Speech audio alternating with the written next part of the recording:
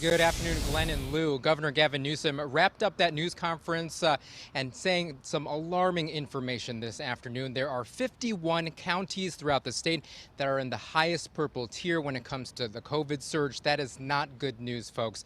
Also saying there are preparations underway for more than 11 surge facilities with 1,800 beds available for COVID patients throughout the state as well. But here in LA County, as we know, there are tighter restrictions in place. A lot of businesses, restaurants, nail salons, folks here trying to make it here during our pandemic. This restriction now goes from today in the county all the way through December 20th.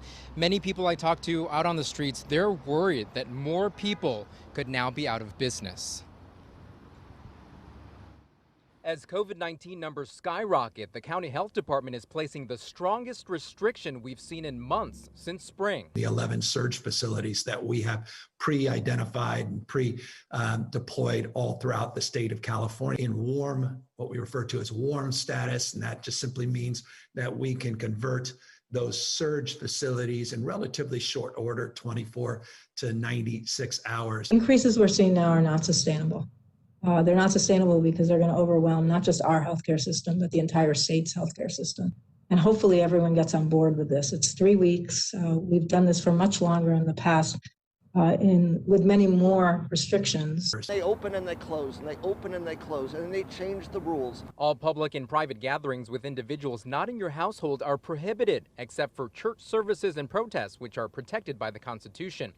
There are new maximum occupancy limits at businesses, which include essential retail, 35%, non-essential retail, including indoor malls, 20%, personal care services, 20% as well, fitness centers operating outdoors, 50%, as well as museums, galleries, zoos, aquariums, botanical gardens, outdoors, also 50%.